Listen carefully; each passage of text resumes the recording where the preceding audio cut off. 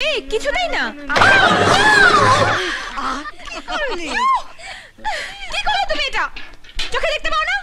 তুমি চোখে দেখতে পাও না?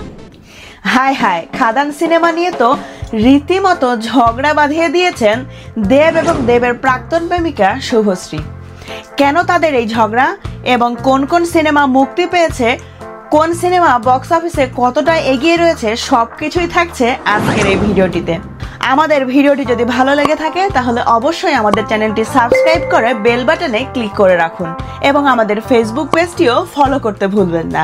বড়দিনে বাংলার বক্স অফিসে হাজির 4টি বাংলা সিনেমা: খাদান, সন্তান, 5 নম্বর স্বপ্নময় লেন ও চালচিত্র। এই 4টি সিনেমা মুক্তি পেয়েছে 20 ডিসেম্বর। এখন পর্যন্ত বক্স অফিসে কে এগিয়ে কে পিছিয়ে, খাদান নাকি সন্তান, এই লড়াইটা ছিল শুরু থেকেই। দেব, যিশু, ইধিকার খাদান নাকি ঋত্বিক, মিথুন, শুভশ্রীর সন্তান, এই লড়াইয়ে এগিয়ে যাবে কে, জানতে আগ্রহী ছিলেন সিনেমা প্রেমীরা। মুক্তির পর থেকেই বক্স অফিসে বেশ কয়েকদিন কেটে গেছে।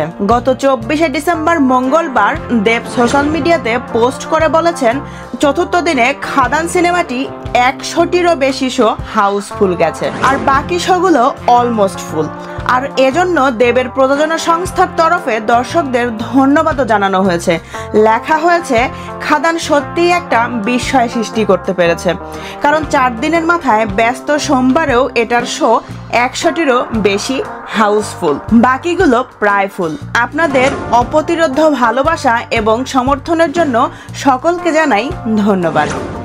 যদিও মূল লড়াইটা হচ্ছে খাদান বনাম সন্তানের মধ্যে। মুক্তির আগে থেকেই দুটি সিনেমার মধ্যে টক্কর বেঁধে গিয়েছিল। শুরুতে খাদান নিয়ে দেবকে আক্রমণের অভিযোগ ওঠে সন্তানের পরিচালক রাজ চক্রবর্তীর বিরুদ্ধে। পরে রাজ অবশ্য জানান তিনি কোনো সিনেমাকেই আক্রমণ করেননি, তবে রাজ থেমে গেলেও থামার পাত্র নন আরেকজন। তিনি হলেন সন্তান সিনেমার অন্যতম গুরুত্বপূর্ণ অভিনেতা ঋত্বিক চক্রবর্তী, আর তাতেই ফের চটে যান দেব অনুরাগীরা। এদিকে এই লড়াইয়ে সৃজিত মুখোপাধ্যায় এবং রেশমা দাশগুপ্তকে পাশে পেয়েছেন কিন্তু সুপারস্টার দেব। এবার খাদান বনাম সন্তানের এই লড়াই নিয়ে হিন্দুস্তান টাইমস বাংলার মুখোমুখি হয়েছেন টলিপাড়ার আরও এক প্রযোজক রানা সরকার। রানা সরকার বলেন, আমার মনে হয় না কেউ কাউকে সত্যি আক্রমণ করে কিছু করেছেন।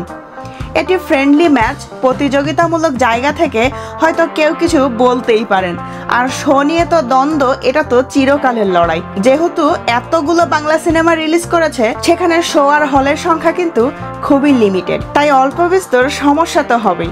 সকলেই আশা করেন যে তার সিনেমাই সব থেকে বেশি হল পাক, তবে সেটি তো আর সম্ভব নয়। তার উপরে একসঙ্গে 3 থেকে 4টি সিনেমা রিলিজ করা হয়েছে, তাই সকলকেই ভাগ করে তো নিতেই হবে। রানার কথায় এক্ষেত্রে সন্তান এবং খাদানের এক ধরনের স্কেল, বাকি দুইটা সিনেমা আরেক ধরনের স্কেল। তার সঙ্গে আবার পুষ্পা তো চলছেই, হল পাওয়া শো পাওয়া নিয়ে সমস্যা তো হবেই। তার মধ্যে যেটা ভালো বিষয় তিনি দেখছেন সেটি হলো সব সিনেমা নিয়েই দর্শকদের মধ্যে খুব ভালো প্রতিক্রিয়া আসছে।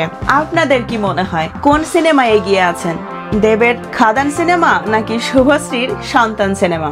পরবর্তীতে হাজির হব নতুন কোনো আপডেট নিয়ে। সে পর্যন্ত ভালো থাকুন।